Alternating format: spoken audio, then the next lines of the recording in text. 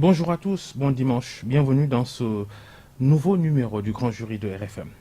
Les adieux du Sénégal à la légende de Papa Bouba Diop, cette foule énorme qui a assisté hier à ses obsèques et qui l'a accompagné à sa dernière demeure au cimetière de Dangou à Rufisque, sa ville natale, la veille, vendredi, à l'aéroport Blaise Diagne, à l'arrivée de sa dépouille en provenance de la France, cérémonie officielle d'hommage présidée par le chef de l'État. Les hommages donc de la nation à cette icône du football sénégalais qui nous a quittés à seulement 42 ans. Bouba Diop qui est toujours le meilleur buteur du Sénégal en Coupe du Monde. Bonjour Souleymane Jules Diop. Oui, bonjour Babacar. Le 31 mai 2002 à 11h30, quand Papa Bouba Diop marquait ce but contre la France en match d'ouverture du Mondial 2002, où étiez-vous? Je crois que, même si ma mémoire me joue parfois des tours, on était entre une bande d'amis, de ressortissants fatiguois. Il y avait les Aliou, il y avait les Moudou, Camara, il y avait les Cheikh Gassama. On a regardé le match. Mais il y a surtout l'avant-match. J'étais plus jeune que ça, c'était il y a 18 ans. Et je n'ai pas dormi de la nuit. Et je n'ai pas dormi parce que je me disais, mais quelle raclée demain, et puis on va avoir honte. Personne n'imaginait ce qui se passerait le lendemain. Et oui, une nuit d'angoisse. Puis le lendemain, heureusement d'ailleurs qu'il y a un décalage horaire, et le lendemain, et puis la délivrance. Avec un garçon magnifique, El Hadj Diouf, qui déborde sur l'aile, qui passe de saillie, qu'il fait tomber avec une feinte, qui passe en retrait, Henri Camara qui touche la balle, une passe encore, on appelle ça une raquette, à Papa Bouba Diop, et puis ce but. Et cette joie-là, ce moment-là, on le vit une fois dans sa vie, et c'est fini. Et on ne le vit plus. Il nous a tous rendus heureux ce jour-là. Vous avez une histoire personnelle avec Papa Bouba Diop? Au fait, quand j'ai appris son décès, j'étais triste, oui, j'étais triste. Mais vous savez, avec l'âge, avec le temps, on est un peu plus décalé, on a plus de distance. Et puis, mon fils, le soir, il m'envoie une photo. Une photo, lui avait 3 ans, mon fils est maintenant à l'université. Et Papa Bouba Diop. Et puis, moi, j'avais oublié ces choses-là. Et mon fils, à partir de ses 12 ans, il aimait dire quand le jungle football, il disait Aladji Diouf, Aladji Diouf. Et puis pour lui faire plaisir, je l'ai amené à un regroupement des Lions qui devait jouer ce jour-là avec une équipe, je ne vais pas dire n'importe quoi, je ne me souviens plus, une équipe en tout cas maghrébine. Et je l'amène. Et quand on arrive au regroupement des Lions, il est déçu parce qu'il n'a pas vu sa star. El Hadj Diouf. El Hadj Diouf. Et je n'oublierai pas, si vous voyez la photo, Papa Bouba avait un bop, il était habillé pour sortir. Et qu'est-ce qu'il fait? Il était loin, il était déjà à plusieurs mètres de distance. Quand il voit l'enfant, je ne le connais pas, il ne me connaît pas, il ne peut pas savoir que c'est mon enfant, c'est un enfant quelconque. Il revient, il rebrousse chemin, il vient parler à l'enfant et naturellement, il se baisse, il se met à genoux et il prend la photo avec cet enfant qui était encore un petit garçon, un petit poussé. Et évidemment, du coup, quand je l'ai vu, j'ai compati avec mon fils parce que j'ai imaginé la souffrance qu'il a vécue, la douleur qu'il a eue et le réflexe qu'il a eu de m'envoyer cette photo. Et évidemment, ça m'a rendu très triste. Très, très, très, très triste. Papa Bouba Diop nous a quittés il y a exactement une semaine, dimanche dernier, des suites de la maladie de Charcot. Il est décédé à Lens, en France. Le pays de résidence d'ailleurs de notre invité aussi, puisque Souleymane Jules Diop, vous êtes depuis juin 2019 l'ambassadeur représentant permanent du Sénégal auprès de l'UNESCO, Organisation des Nations Unies pour l'éducation, la science et la culture, qui a son siège à Paris. À quoi sert aujourd'hui l'UNESCO?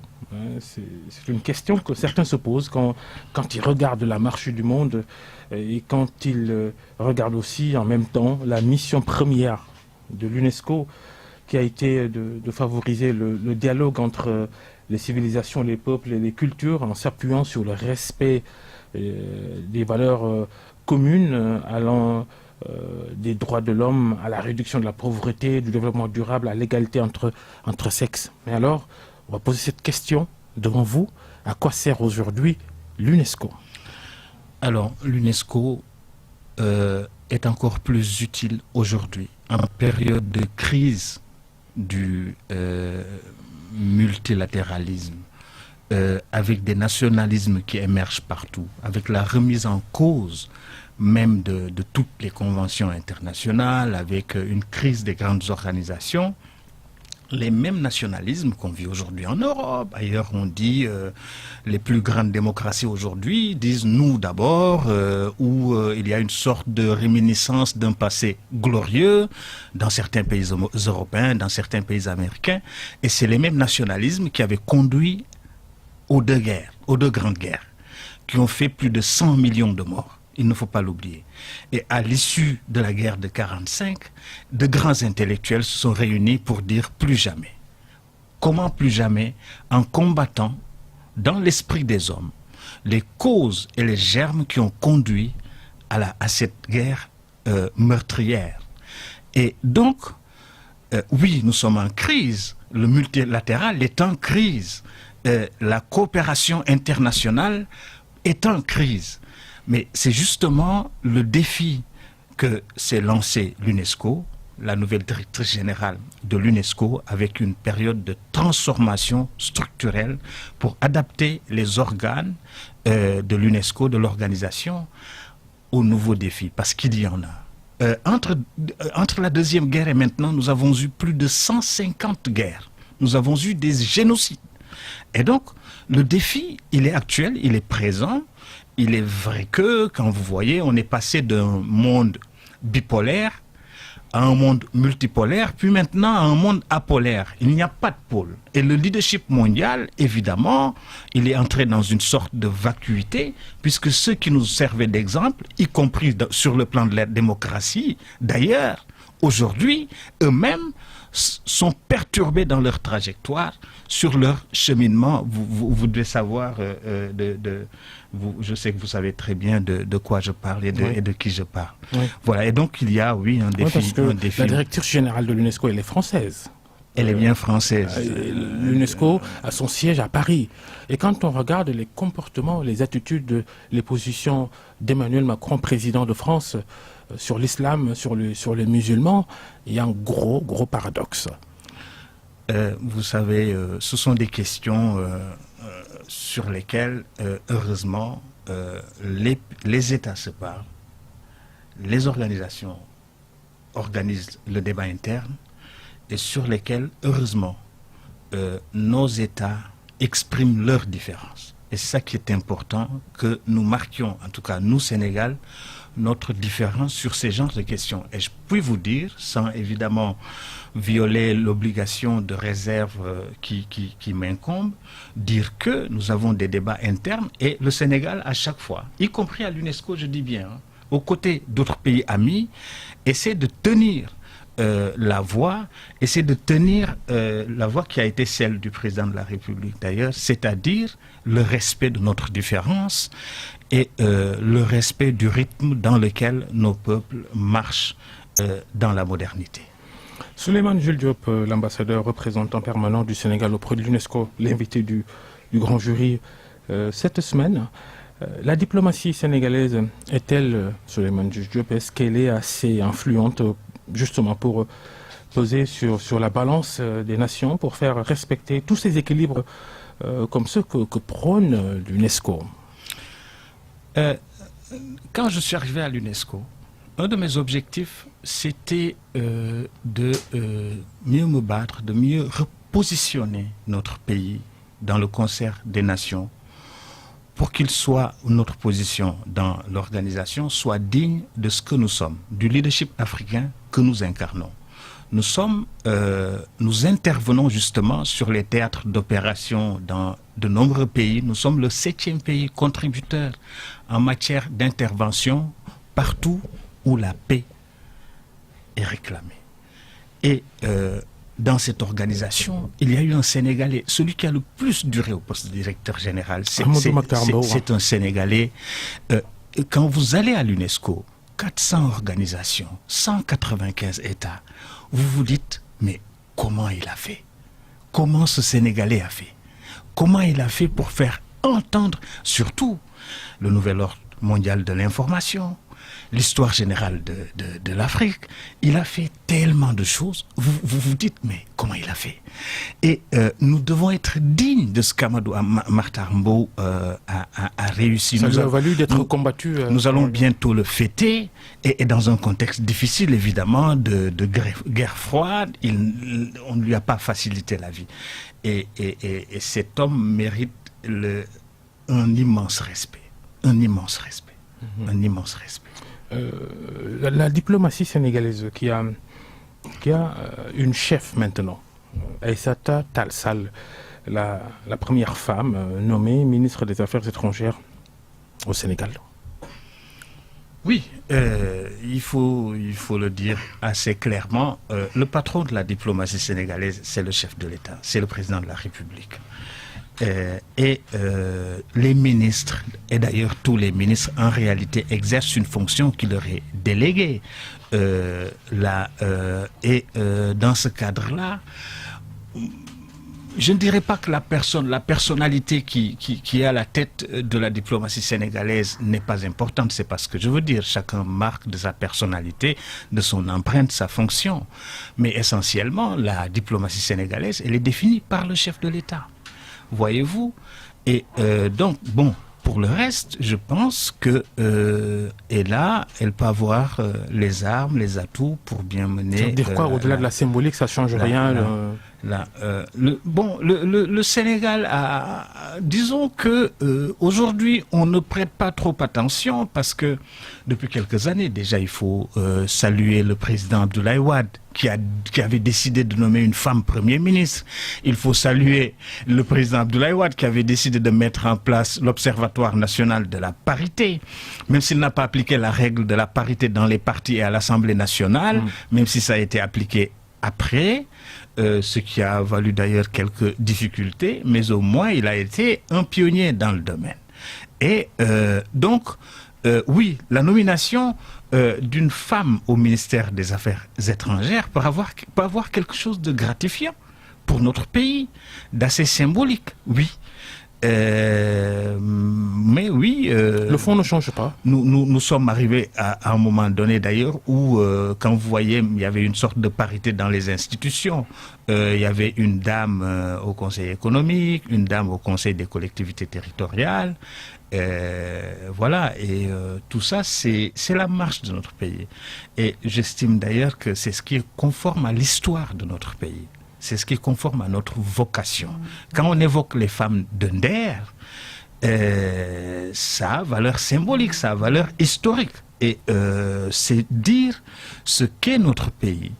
Et voilà, et je crois que ça va continuer. C'est une marche vers l'avant, c'est une marche vers une plus grande reconnaissance de la femme. J'ai l'habitude de dire qu'elles sont plus nombreuses et on ne peut pas construire un pays en laissant de côté les plus nombreux, le plus grand nombre. Elles font 52% de ce pays. Et il semblerait qu'elles géreraient, en tout cas dans les ménages, mieux que les hommes. Aïssata Tall Sall, donc nommé le 1er novembre dernier dans ce nouveau gouvernement dit d'ouverture, où on retrouve d'anciens adversaires de Macky Sall. Il n'y a pas que ça. Idrissa Seck, dont vous avez été le conseiller en communication lorsqu'il était le Premier ministre du Sénégal entre novembre 2002 et avril 2004, Idrissa Seck, à la surprise générale, a rejoint le camp présidentiel actuel dont il était l'un des plus radicaux opposants, a été nommé président du Conseil économique, social et environnemental par le président Macky Sall. Au-delà des explications fournies jusqu'ici, pourquoi, selon vous, Idrissa Seck, que vous connaissez très bien, deuxième de la dernière présidentielle. Pourquoi a-t-il accepté de rejoindre le président Macky Sall aujourd'hui? Écoutez, je vais vous dire ce qui relève de mon point de vue et ce qui relève peut-être de l'anecdote. C'est que Idrissa Seck a contribué au moins à partir du second tour. En 2012 En 2012 à l'alternance. Et quand il y a eu ça, le compagnonnage a duré environ 1 an. Après, il y a, sans entrer dans le détail, parce que je suis regardant sur une certaine réserve quant à ce que je dis, mais ce qui les a opposés n'était pas grave, c'était de l'ordre de petits malentendus. Il n'y avait pas de divergence de fond. Et c'était un peu dommage et triste. Parce que, voyez-vous... Comment ça, on a vu plusieurs fois Idrissa Seck faire des sorties pour critiquer la gouvernance Macky Sall. Ce sont des questions de fond. Écoutez, moi, je vais vous dire, j'ai vu Idrissa Seck une seule fois en 8 ans. Je l'ai rencontré par hasard à l'aéroport. Il allait battre campagne à Ziguinchor pour le référendum. Par hasard. Et il y avait à côté de lui un garçon barbu. Je ne savais pas qui c'était. Mon petit frère qui m'a abandonné et tout ça, on a échangé. Puis je lui dis, mais Mara, j'ai l'impression qu'on ne vous a pas passé le message que je vous ai adressé le 14 mars 2013, que j'avais passé à une dame, dont je tairai le nom. Il me dit non. Je lui dis, est-ce que... je lui dis, d'abord les salam alek, je lui dis, et Ablaye, il paraît que c'est un grand garçon maintenant. Moi, j'ai quitté Ablaye, il avait 9 ans. Il me dit, c'est Ablaye qui est assis, le garçon barbu, c'était Ablaye, c'était son fils. Alors, je lui dis, est-ce que ce que je veux dire, je peux le dire en présence d'Ablaye? Et donc, Ablaye est témoin de ce que je dis là.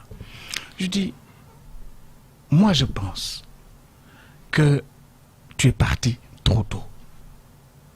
Vous êtes séparés trop tôt. Alors que tu aurais pu jouer avec ton parti un rôle très utile. Je lui ai dit, j'ai dit à la personne, ce que je dis là, c'était le 10 mars 2016. Je lui ai dit, j'ai dit à la personne, et aujourd'hui encore, j'en suis plus convaincu, je lui ai dit, je pense que ce que je vois le président Macky Sall faire, ce qu'il est en train de faire, je crois que s'il le termine, il va avoir un autre mandat. Il va être réélu.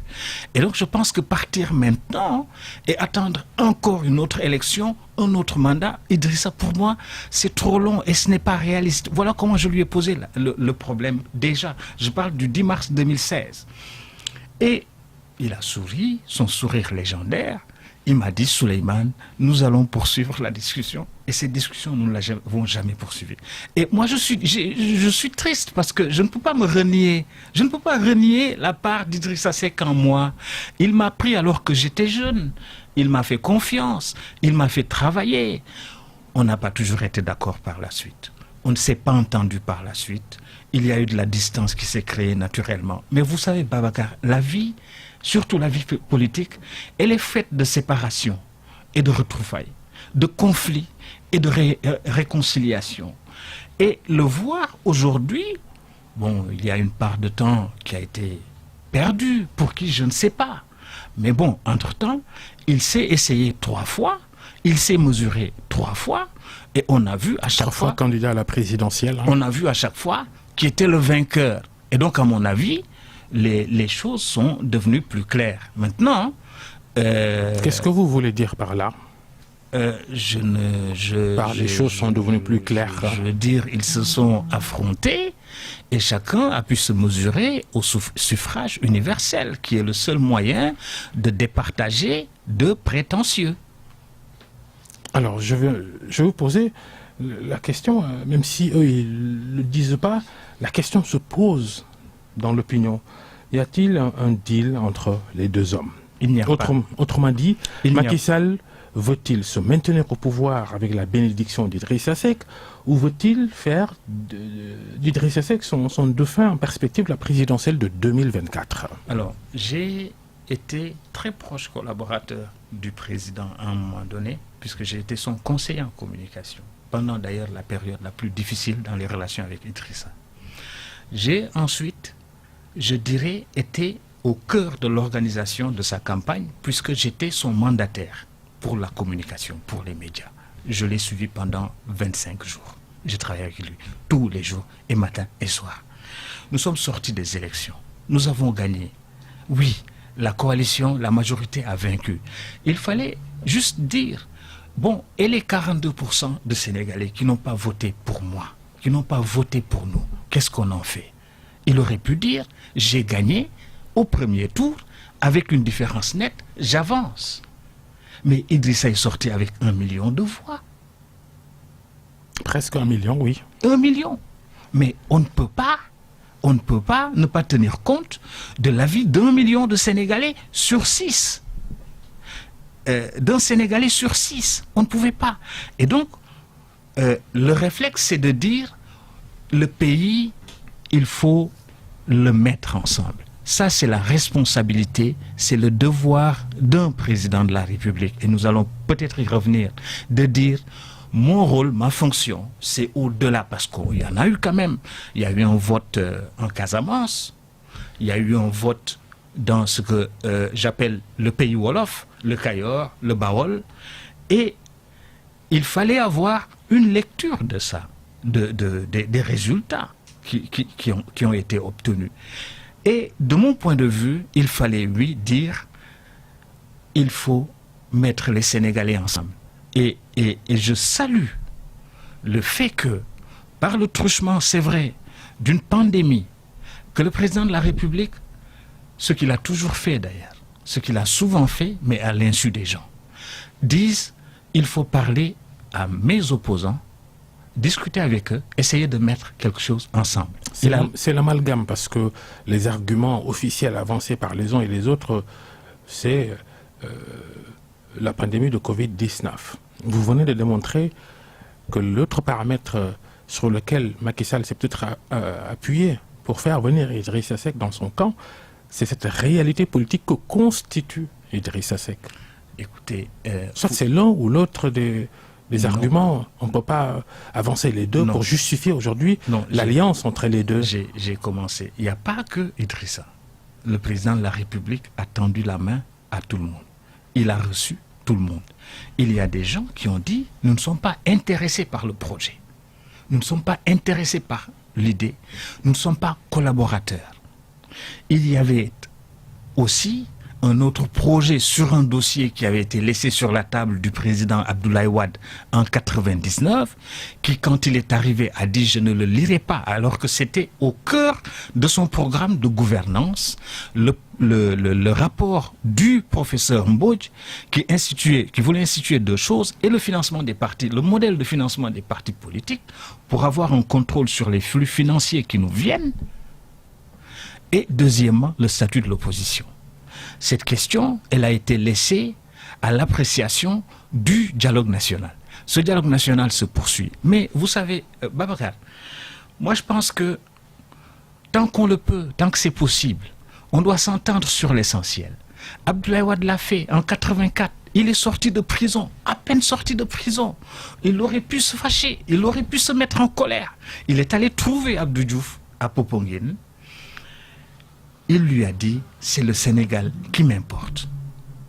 En 1990, Famara Sagna a pris le relais. Avant Abdoulaye Wade et Abdou Diouf, ils se parlaient d'ailleurs par personne interposée, Fara Ndiaye, Christian Valentin, puis Ousmane Ngom. Qui était député à l'Assemblée nationale à l'époque. Oui, et il y a eu l'épisode Senghor et Lamine Gueye, qui sont eux aussi crêpés le chignon, et qui finalement se sont retrouvés. Moi je pense que tant qu'on peut travailler pour que les Sénégalais se retrouvent, nous devons travailler à cela. Maintenant, la politique est un monde de violence. C'est un monde violent, la politique. Elle est violente, elle ne vous laisse rien. Vous perdez tout si vous n'y prenez garde. Si les gens ne s'arrêtaient pas pour se parler, au moins sur le pays, sur l'intérêt du pays, sur les priorités du pays, sur la gouvernance, ce serait dommage et catastrophique pour notre pays. Nous n'avons, nous, Sénégalais, que notre capital humain.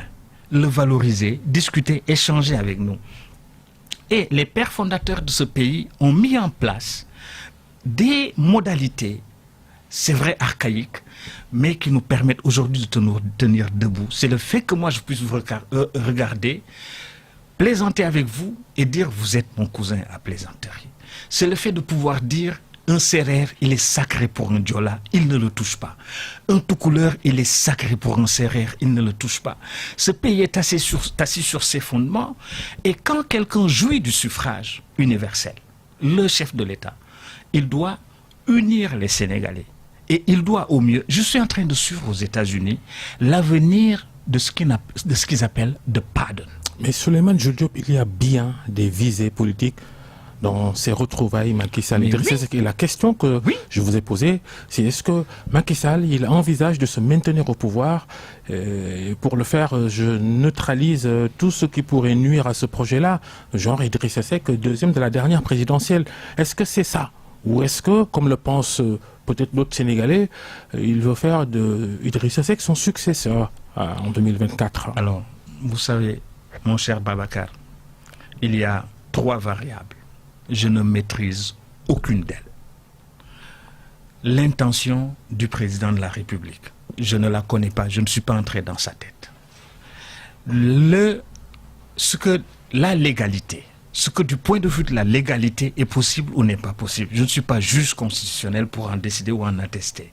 Troisièmement, le choix du peuple sénégalais, je ne le connais pas encore.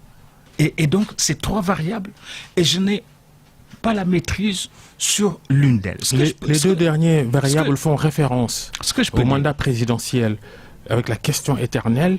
Est-ce que Macky Sall, il a droit à une troisième candidature à la présidentielle? Quelle est votre opinion? Mon opinion, je la confie au juge constitutionnel.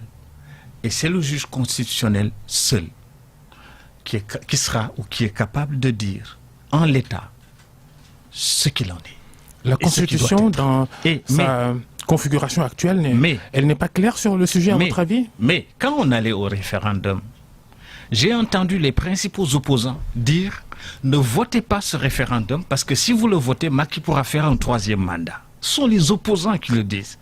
Ce sont les mêmes qui disent aujourd'hui Macky ne peut pas faire un 3e mandat. Et donc, le seul moyen de départager, il y a un débat d'école sur la question de la rétroactivité de la loi. Ce que je dis là est séparable de la question de l'intentionnalité du chef de l'État, de ce qu'il a envie de faire ou de ce qu'il va faire. Ça n'a rien à voir.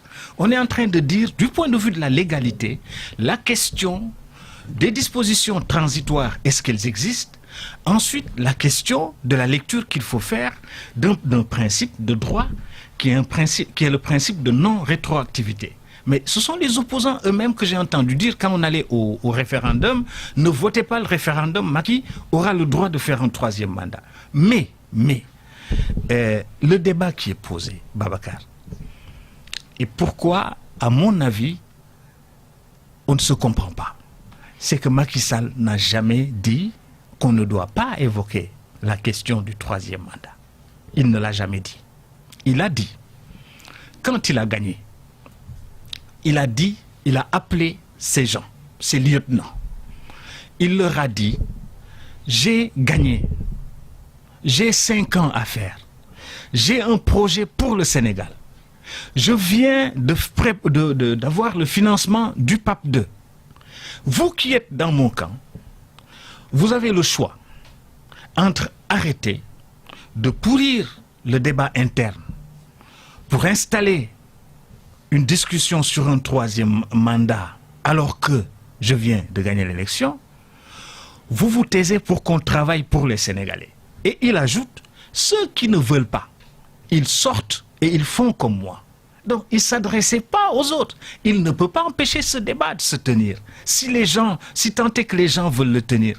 Mais en interne, les gens qui sont nommés dans son gouvernement et qui seraient tentés de poser ce genre de débat, il est prématuré et il nous empêche de travailler. Il nous empêche de travailler parce que chacun aura le regard rivé sur son prochain, sur son prétendu rival.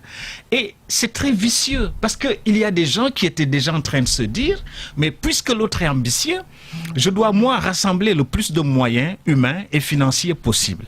Et ça vicie le travail, l'atmosphère de travail. Donc, il y a eu un malentendu sur cette question. Ce n'est pas réellement ce qui a été dit. Ce débat, on ne peut pas l'empêcher. On ne peut pas empêcher les Sénégalais ou à l'opinion de poser le débat. Alors, votre avis personnel sur ce sujet, Souleymane Jules Diop? Et je vais me répéter encore une fois, c'est que moi je n'ai pas d'avis sur le sujet. Je n'en ai jamais eu. Je pense que la chose la plus sage, c'est de s'en référer à ceux qui sont les garants de notre Constitution. Pourquoi, Babacar? Pourquoi? Le 23 juin 2011, nous avons dit Abdoulaye Wade ne fait pas un troisième mandat. Finita, nous avons dit. Nous nous sommes braqués pour dire pas de vice-président, pas de succession monarchique, et nous avons dit pas d'élection d'un président avec moins de 50%, et nous lui avons dit pas de troisième mandat. Sur les autres questions, nous avons gagné. Abdoulaye Wade a reculé. La loi qu'il voulait faire adopter à l'Assemblée, il l'a retirée. Mais sur la question du troisième mandat, nous avons été défaits par le Conseil constitutionnel. Et vous ne pouvez pas savoir, je peux le dire aujourd'hui, le type de pression que j'ai essayé d'exercer à l'époque sur les juges constitutionnels pour qu'ils invalident la candidature d'Abdoulaye Wade. Mais une fois que sa candidature a été validée, il y a des gens qui ont dit il ne faut pas aller aux élections. J'ai dit ah si, il faut y aller. Il faut y aller. C'est maintenant au peuple sénégalais de trancher. Quand nous sommes partis aux élections, à l'élection présidentielle. Vous faites référence à vos chroniques à l'époque, à distance, via Internet, contre le régime d'Abdoulaye Wade. À l'époque, Babacar, nous avons dit, j'ai dit, Abdoulaye Wade a eu raison parce que le droit lui a donné raison. Il faut aller aux élections. Et figurez-vous, il est arrivé premier, malgré nos bruits, malgré nos sorties, malgré tout ce que nous avons dit. Abdoulaye Wade est arrivé premier au premier tour. Et heureusement d'ailleurs, parce que ça veut dire que s'il avait limité les 50% bloquants nécessaires, il serait aujourd'hui le président de la République du Sénégal. C'est pourquoi j'ai dit que dans les trois variables, j'ajouterai une dernière, Babacar. La dernière inconnue, c'est Allah. C'est Dieu qui donne le pouvoir. Et on ne sait pas de quoi demain sera fait. Je ne sais pas si je serai là, Babacar. On ne sait pas qui sera là. Les choses les plus inattendues se passent aujourd'hui dans le monde. Et encore aujourd'hui, la période que nous vivons. Combien d'amis, de frères nous avons perdus? Qui sait de quoi demain sera fait? On souhaite qu'il se passe le meilleur pour notre pays. C'est ce que tout le monde souhaite. Mais personne ne sait. Macky Sall en a-t-il fini avec l'enrôlement d'opposants dans le cercle du pouvoir? Ça demande une double dynamique, symétrique. D'un côté, une offre, de l'autre, une demande. L'offre de dialogue, l'offre de collaboration, et de l'autre côté, une demande de collaboration. Ce n'est pas fini.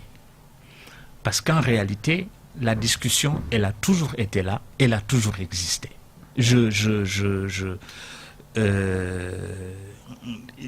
Idrissa a déclaré clairement que les discussions avec lui ont commencé il y a un peu plus d'1 an.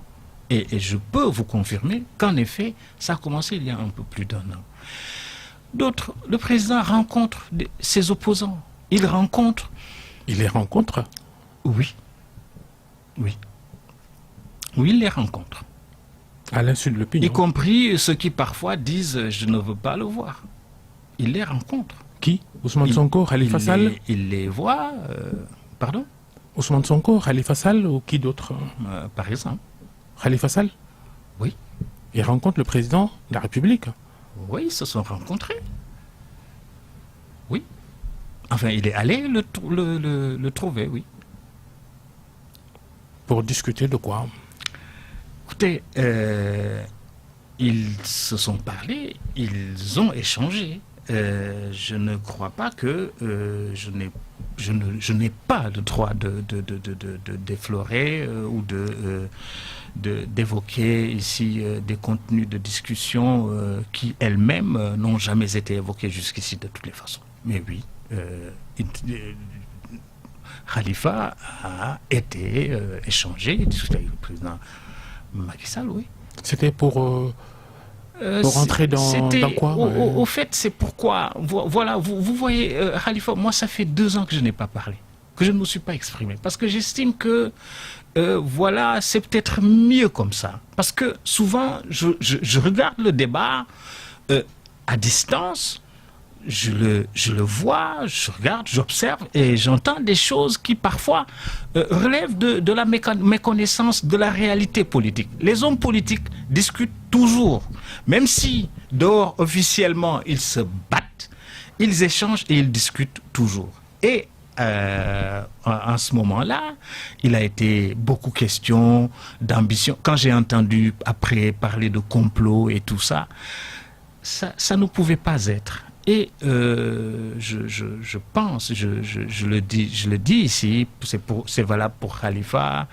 Et d'ailleurs, moi, heureusement, je ne l'ai jamais entendu, en tout cas dans ces histoires-là, citer le président de la République ou dire directement qu'il serait derrière un complot pour l'écarter, parce qu'il n'était pas candidat à la présidentielle de toutes les façons. Il ne s'est jamais déclaré candidat. Et moi qui suis par exemple au courant de cet échange-là, parce que j'étais quand même présent, je sais que jamais et à aucun moment donné, et Khalifa le sait, il n'a été dans l'intention du président de la République de faire quoi que ce soit, d'agir dans aucun sens d'ailleurs, parce que ni d'arrêter la machine judiciaire, ni d'essayer de la pousser de l'avant.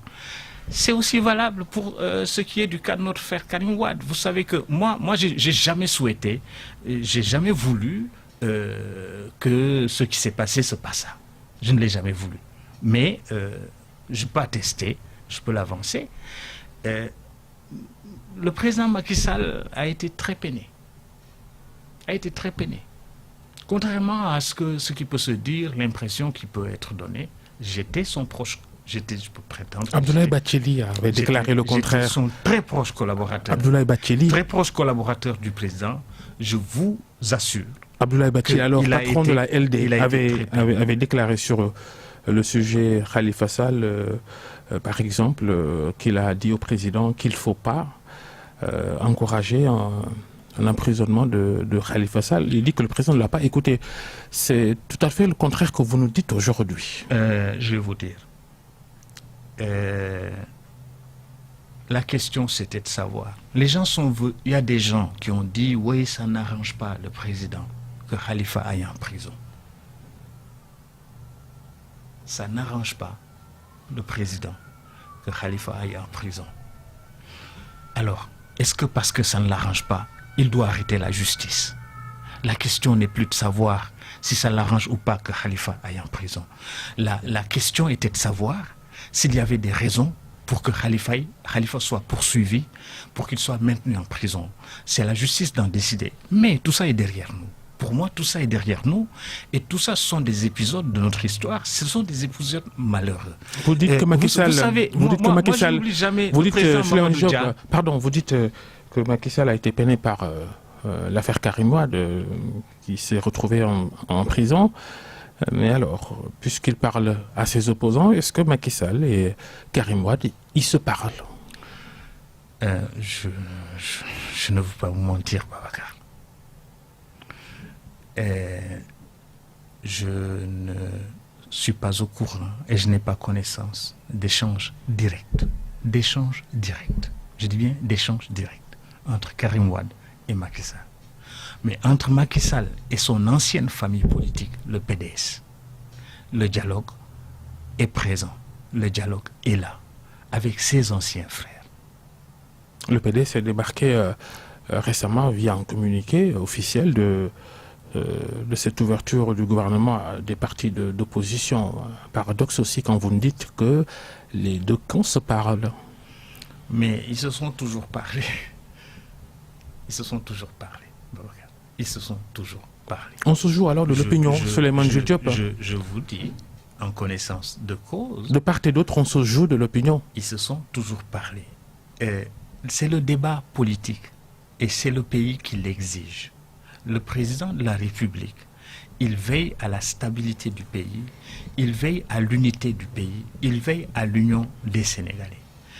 Parce que c'est la base de la stabilité et du devenir de notre pays. Moi, vous savez, moi j'ai été content qu'il ait parlé à Maître Abdoulaye Wade, qu'il ait vu Maître Abdoulaye Wade, qu'il ait échangé avec Maître Abdoulaye Wade et qu'il ait gracié quand il a pu le faire, Karim Wade. Parce que tant que la justice suivait son cours, tant que les procédures n'étaient pas épuisées, il était quasiment impossible de le faire. Mais vous ne libérez pas de prison quelqu'un pour qui vous avez peut-être des craintes de je ne sais pas quoi. Et ensuite, quand vous le craignez vraiment, vous ne le laissez pas s'éloigner. Vous le gardez à côté de vous. Donc, à mon avis, ce débat, il est dépassé. Heureusement qu'il est dépassé. Ce que je pouvais vous dire, et ça, je dis mon sentiment, qui est de l'ordre de ma sensibilité, le président de la Macky Sall n'a jamais été heureux. Il a été peiné. La frustration avec ces nouvelles alliances qui se font, qui se dessinent, la frustration des alliés de toujours de Macky Sall, frustration cachée ou affichée. Landing Savané, hier, le leader de JPADS authentique, qui s'est d'ailleurs opposé à un troisième mandat de Macky Sall, Mimi Touré aussi, très écœuré par son limogeage de la présidence du Conseil économique, social et environnemental. Ces ministres aussi qui ont été sortis du gouvernement, Amadouba, Aly Ngouille Ndiaye, Oumar Youm, ou encore Makhtar Cissé dans une moindre mesure parce qu'il n'est pas politique carrément. Ces frustrations qui s'engrangent dans votre camp. Babacar, moi je n'ai jamais eu de département ministériel à moi. J'ai travaillé dans la com du président. Il m'a amené au Sénégalais de l'extérieur. Il m'a dit, règle-moi la question de la représentation. Je l'ai réglé par l'élection de députés de Sénégalais de l'extérieur. Il a fait le PUDC, il m'a appelé. Il m'a dit, fais-le accepter, fais-le connaître, fais tout pour que les bailleurs viennent. J'ai fait ce travail. Il m'a appelé pour sa campagne. J'ai été le seul dans sa campagne à avoir bénéficié d'un décret. Je me suis occupé de sa communication de campagne. J'étais son mandataire. Je portais les mêmes habits. Tous les jours, je me changeais rarement et je ne me couchais jamais avant 4 heures du matin. Il le sait, le président, il m'entend. On était quelques-uns à le faire, à travailler tous les jours d'arrache-pied. Et je me disais, au fond, j'avais un double intérêt à ce que ça continue, mais aussi à ce que, moi, la perspective que, d'ailleurs, ça s'arrête au bout de 7 ans et que je doive retourner peut-être au Canada, tout ça était une perspective impensable. Quelqu'un m'a dit, on va vous battre et tu vas retourner à ton Canada. Alors, qu'est-ce qui se passe? On se bat, on gagne. Et je pense qu'il était content de mon travail. On se bat, on gagne. Mais figurez-vous que je ne voulais pas aller en exil. J'ai été exilé. Il m'a dit, il y a du travail dans la diaspora, il y a du travail à l'étranger, il y a du travail dans le multilatéral. Je pense que tu peux le faire. Exil. Je laisse tout le monde ici. Je pars. Est-ce que je n'ai pas de raison, moi, d'être frustré? Il y a des gens qui sont dans le gouvernement aujourd'hui, qui occupent des portefeuilles. C'est moi qui ai pris leurs mains pour les amener chez le président. Je peux vous en citer plusieurs. Il y en a. Ils se reconnaîtront. J'ai pris leurs mains. J'ai dit, vous, arrêtez. Le président, c'est votre frère. On va le voir. Ils sont ministres dans le gouvernement. Moi, je suis ambassadeur à l'étranger. Je ne me suis pas plaint. Parce que, au-delà de tout, Babacar, c'est Dieu qui trace les destins des gens. C'est passé par le président Macky Sall. Je trouve qu'il a été trop généreux avec beaucoup de gens. Il faut citer ceux dont vous avez pris la main et présenté au président de la République. Ils sont nombreux. il faut les citer pour plus de transparence. Ils sont nombreux. Écoutez, 90% aujourd'hui des gens, des alliés qui n'étaient pas des alliés hier, c'est des gens avec qui j'ai parlé et sur lesquels j'ai fait ce travail-là. Ce serait...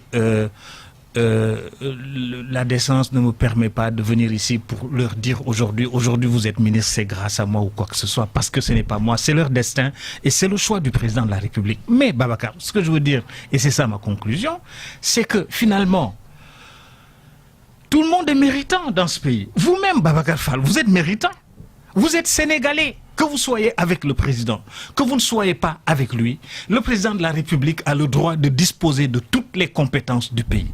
Il a un pouvoir qui est un pouvoir fondamental dans l'exercice de ses fonctions, qui est le pouvoir d'expertise. Le président doit pouvoir s'entourer de toutes les expertises.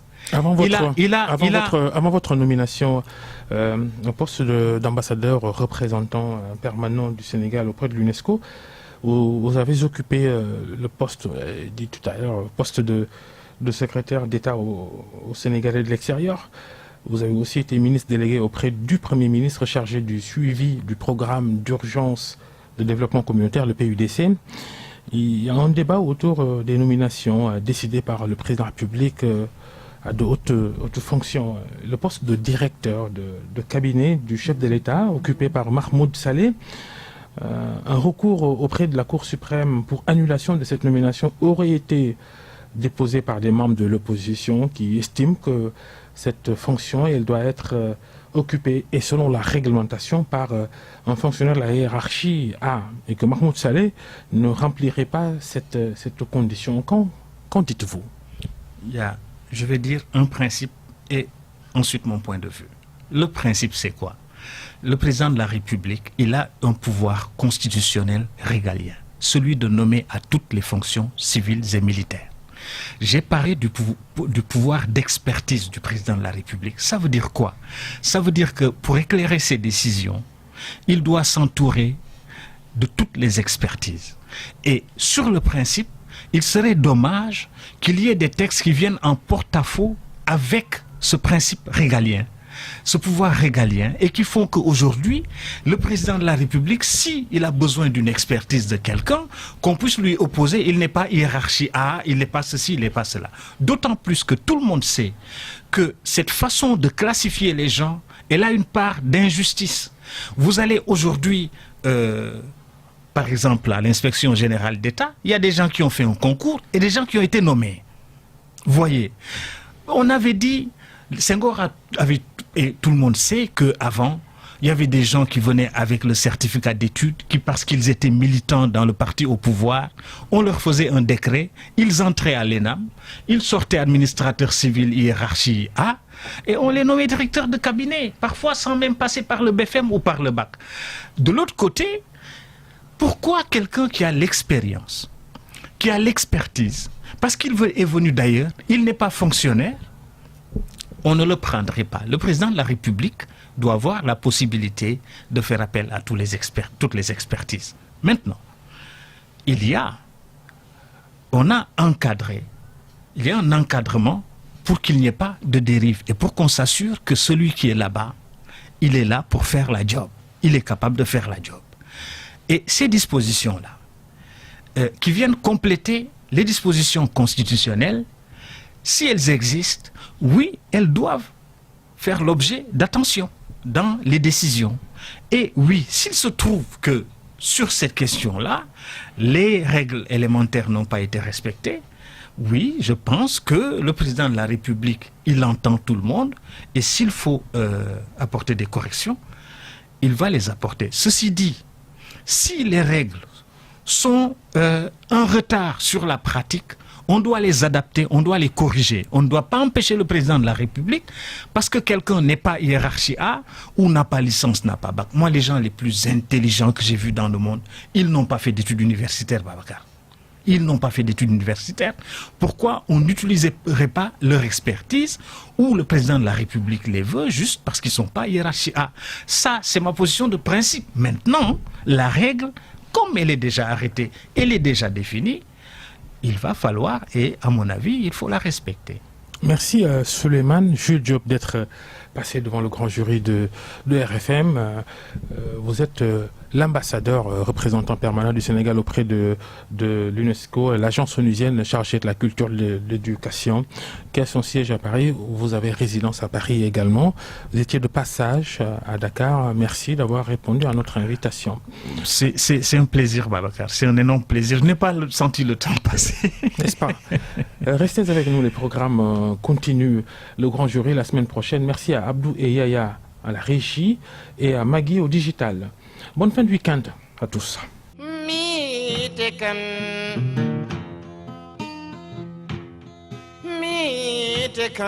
hamrayitin